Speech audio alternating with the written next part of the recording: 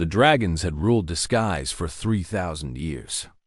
They were the oldest creatures in the world, born from fire and magic in the days before history was written. Their scales were harder than steel. Their breath could melt stone. Their wings could carry them higher than the clouds. They feared nothing because nothing could harm them. For centuries, they watched the humans spread across the land below. The small creatures built their villages, then their towns, then their cities. They farmed the earth and raised their animals and lived their short, busy lives. The dragons did not care. Humans were like ants to them, small, weak, not worth thinking about. High Lord Varantos was the oldest dragon alive. He had seen empires rise and fall. He had watched mountains crumble and rivers change their paths. His scales had turned from bright red to deep black with age, and his fire burned hotter than any other dragon's flame. When he spoke, all dragons listened. The trouble started when the humans began digging in the Viridian Mountains. These mountains were sacred to the dragons. For thousands of years, they had built their nests in the high caves where the wind was cold and the air was thin. Every dragon alive had been born in those mountains. Every dragon who had ever lived was buried there. At first, Varantos ignored the human miners. They were digging at the lower slopes, far from the sacred caves. But the humans kept digging deeper. They found gold and iron and gems. They built roads up the mountainsides. They cut down the ancient forests to build their camps. And then they found the nesting caves. When word reached Varantos that humans had entered the Cave of First Flame, where the oldest dragon eggs were laid, his anger shook the mountain he slept on. He called the Dragon Council together. For the first time in 200 years, the council met on the highest peak of the Viridian Range. 12 great dragons landed on the stone, their wings blocking out the stars. Varantos told them what the humans had done. He said the time for tolerance was over. The humans had gone too far. They must be destroyed. Some of the younger dragons asked if war was necessary. Could they not simply drive the humans away from the mountains? Could they not find a way to live in peace? Varantos laughed at these questions. His laughter was like thunder rolling across the sky. He asked why dragons should negotiate with ants. He said the humans had insulted the memory of every dragon who had ever lived. There could be no peace. There would only be fire. The council agreed. War was declared. Varantos gave the humans 1 week to live. He said it would take no longer than that. The dragons would burn their cities and scatter their armies. The survivors would flee to the far corners of the world, where they would live in fear forever. This is what happened to those who angered dragons. The attack came at dawn on the 7th day. 200 dragons rose from the mountains and flew toward the human cities. Their wings darkened the sky. Their roars echoed across the land. People in the cities below looked up and knew that death was coming. The first city to burn was called Thornhaven.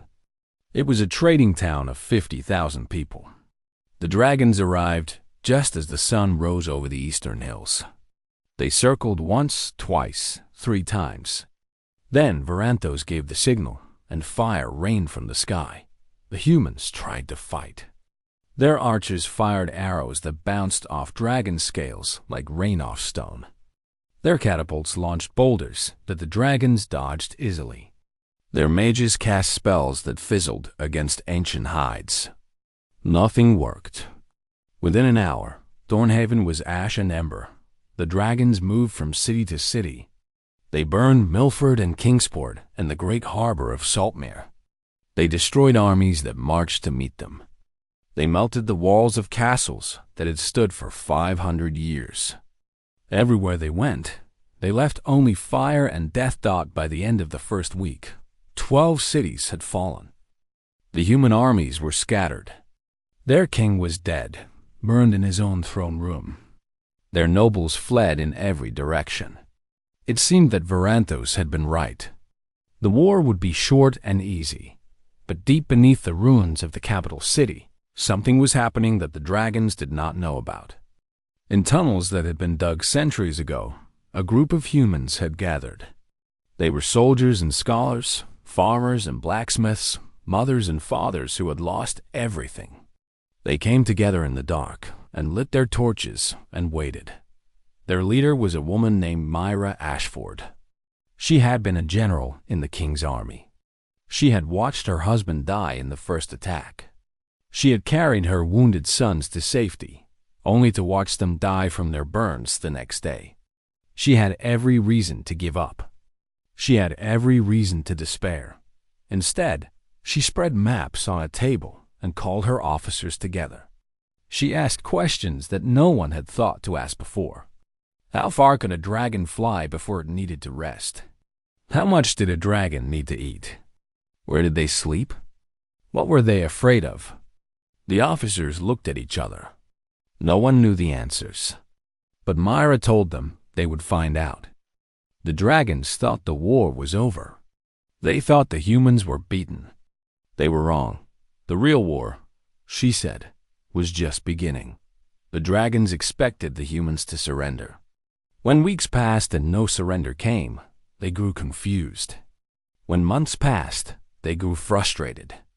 The humans were not acting the way beaten creatures should act. Varanthos sent flights of dragons to hunt the survivors. They searched the forests and the mountains and the valleys. They burned every village they found. But the humans were never there. The villages were empty. The camps were abandoned. The cooking fires were cold. The dragons did not understand. Where had the humans gone? How could so many creatures disappear so completely? The answer was that General Myra Ashford had changed how humanity fought. She knew that her people could not face dragons in open battle. Their weapons were too weak. Their armor was useless. If they stood and fought, they would die.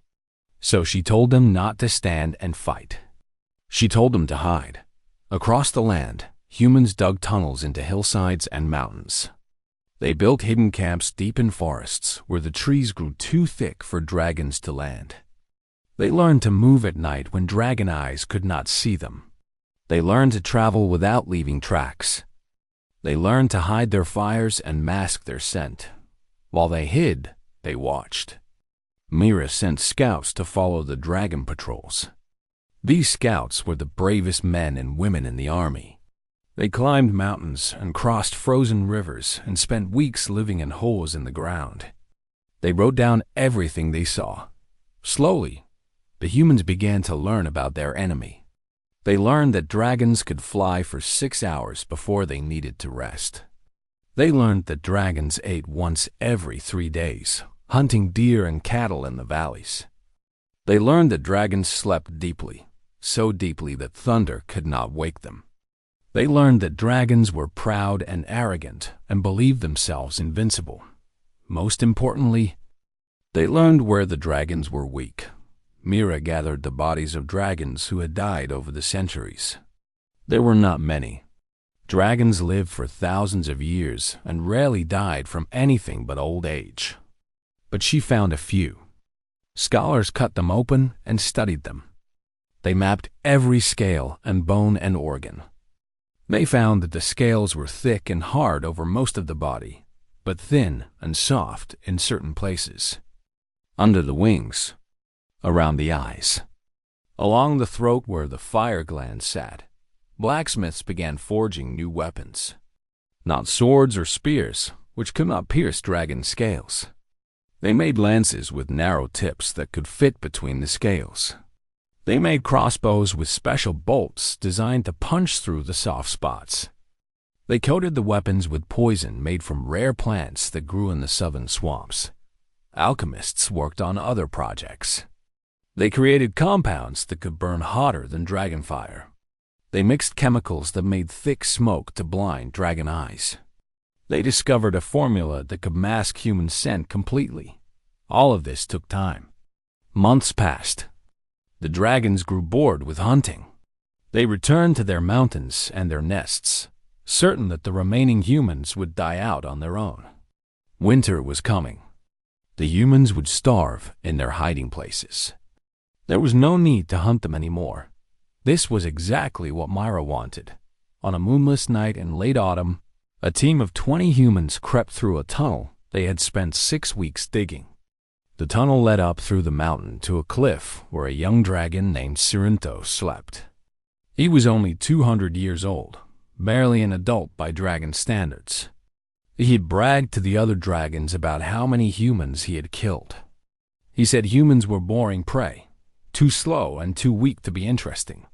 The humans emerged from the tunnel in complete silence. They wore dark clothes and had rubbed the alchemist's compound on their skin to hide their smell. They carried the new lances, the ones with the narrow tips and the poison coating. Syrentho did not wake up.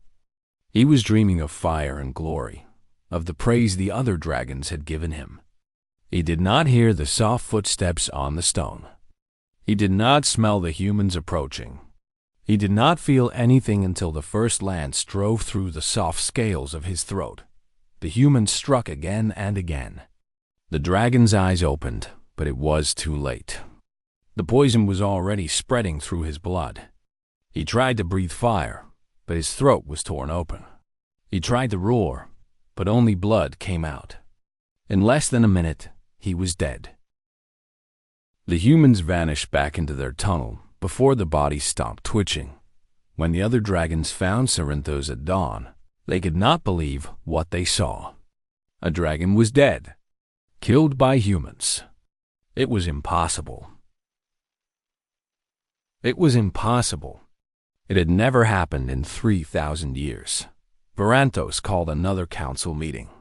Some dragons were frightened. Others were furious. They all wanted to know how this had happened and what they should do about it. Varanthos told them to stay calm. He said this was a lucky strike by desperate creatures. The humans had gotten lucky once, but they would not get lucky again. He ordered more patrols and more burning. He said the humans would pay for what they had done. But deep in her hidden headquarters, Myra Ashford received word of the successful mission. She allowed herself a small smile. The first phase was complete. Her people now knew something important. Something that changed everything. Dragons could die. Winter came hard that year. Snow covered the mountains and ice formed on the rivers. The dragons stayed in their warm caves, certain that the cold would kill the surviving humans. They were wrong again. Myra had prepared for winter. Her people had stored food in their hidden camps. They had built fires deep underground where the smoke could not be seen. They had made warm clothes from animal skins and blankets from woven grass. The cold was hard, but they survived. And while they survived, they kept learning. They kept building. They kept planning. By spring, the humans had changed. They were no longer the same soft creatures the dragons had attacked a year before. They had become something new. Something harder. Something more dangerous. The dragons noticed the change quickly. When patrols flew over the forests, arrows flew up at them. Not the weak wooden arrows from before. These were steel bolts fired from mechanical crossbows, strong enough to punch through the thin scales under dragon wings. 2 dragons came home with wounds that first week. 3 more the week after that. Then the traps began. A dragon named Corveth landed by a stream to drink. The ground gave way beneath him. He fell into a pit lined with poisoned spikes that tore through the soft scales of his belly. He died screaming, and the humans who had dug the pit were already miles away before his body grew cold. A dragon named Seraphine found a cave that looked perfect for sleeping. She flew inside and triggered a mechanism that brought the ceiling down on top of her. Thousands of tons of rock buried her alive. She was not found for weeks. A dragon named Thraxis ate a deer he caught in a valley. The deer had been poisoned. Thraxis spent 3 days vomiting fire and blood before he finally recovered. He never flew patrol again. The dragons had never faced anything like this. For 3,000 years, they had been the hunters. Now they were being hunted. Every shadow could hide an enemy. Every stream could be poisoned. Every cave could be a trap. They began to feel something they had never felt before. Fear. Va. Rn. Ticho refused to show fear. He pushed his dragons to fight harder, fly farther, burn more. But nothing worked. The humans would not stand and fight. They struck and vanished like smoke. They killed dragons one by one, slowly wearing down the ancient race. Then the humans revealed their greatest weapon. They called it the Scorpion. It was a massive crossbow mounted on a wooden frame. It took 10 humans to operate, but it could fire a bolt the size of a spear with enough force to punch through dragon scales. Teams of humans could assemble it in 3 minutes, fire it, and take it apart in 2 more minutes. By the time the dragons came to investigate, the humans and their weapon were gone. The first scorpion kill happened on a clear spring morning. A dragon named Valdris was flying over a wheat field when a bolt came from nowhere and struck him in the chest. He fell from the sky and crashed into the field below. When the other dragons arrived, they found his body surrounded by footprints that led to the forest and disappeared. More scorpion kills followed. The humans built dozens of the weapons and spread them across the land. Dragons could no longer fly safely anywhere. The sky, which had always belonged to them, had become dangerous. Varanthos called another council meeting. This one was different from the others. The dragons who gathered on the mountain peak were not proud and confident anymore. They were tired and wounded and scared. Some of them had not eaten properly in weeks because they were afraid to land anywhere. Young dragons spoke of retreat. They said the war was lost. They wanted to fly north to the frozen lands where humans could not follow. They wanted to hide and wait and hope the humans would forget about them. Varanthos refused. His pride would not allow it. He said retreat would shame their ancestors. He said dragons had never run from any enemy, and they would not run from these pathetic little creatures. He had a plan. He told them. The humans had grown bold because they were winning small victories. But they had made a mistake. His scouts had found their headquarters, the hidden base where General Ashford commanded her forces. If the dragons struck there with overwhelming force, they could kill the human leadership and end the war. The council agreed. Not because they believed in the plan, but because they had no other choice. Fighting was better than hiding. Dying in battle was better than dying of fear. Varanthos gathered every dragon who could still fly. Over 200 of them rose from the mountains and turned south toward the ruined capital city. They flew in a formation that blocked out the sun. Their roars shook the trees below them. They believed they were flying to victory. They were flying into a trap. Myra Ashford stood in the central square of the ruined city and watched them come. She had known this moment would arrive. She had planned for it. She had prepared her people for a year, waiting for the dragons to gather in one place where they could be destroyed. The final battle was about to begin. The dragon host descended on the ruined city like a storm of fire and scales. 200 dragons, the greatest gathering of their kind in 1,000 years.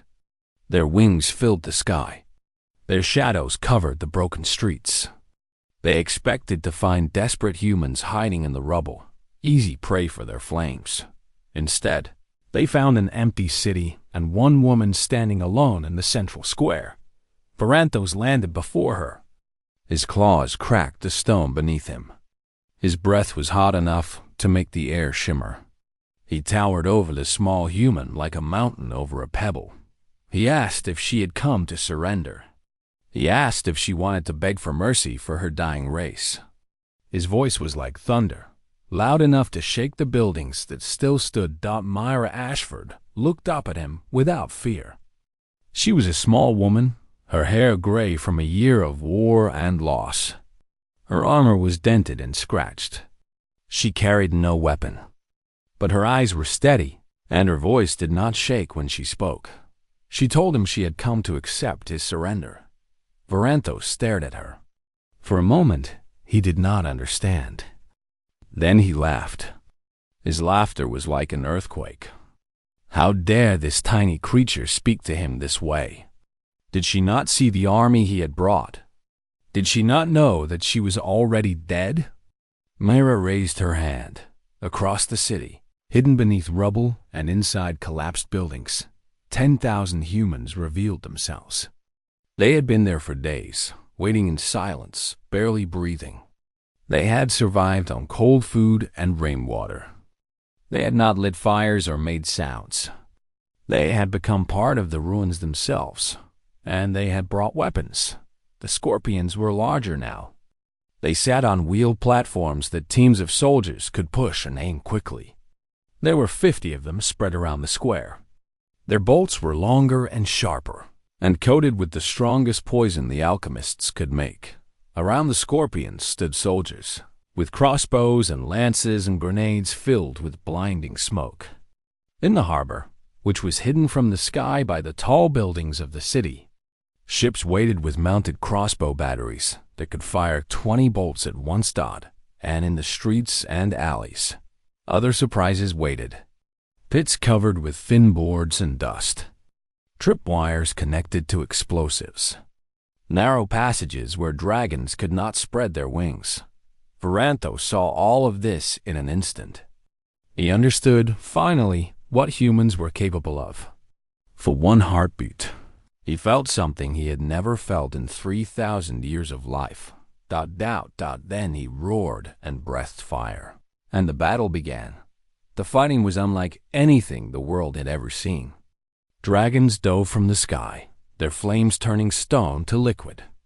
Humans fired their weapons and threw their grenades and fought with a fury born of desperation.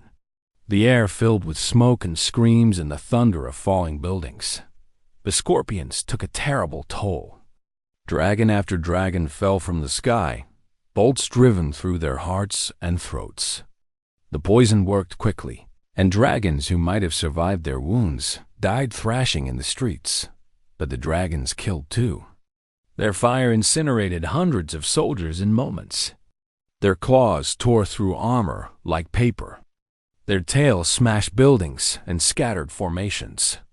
For every dragon that fell, dozens of humans died. Varanthos fought at the center of the battle.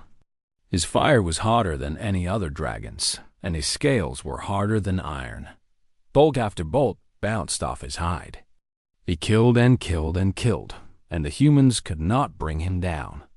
Then he landed on the ruins of the old cathedral. He was tired from hours of fighting, and he needed a moment to rest. He did not see the team of soldiers who had climbed to the top of the broken tower behind him. He did not hear them approach. The first lance struck him in the eye.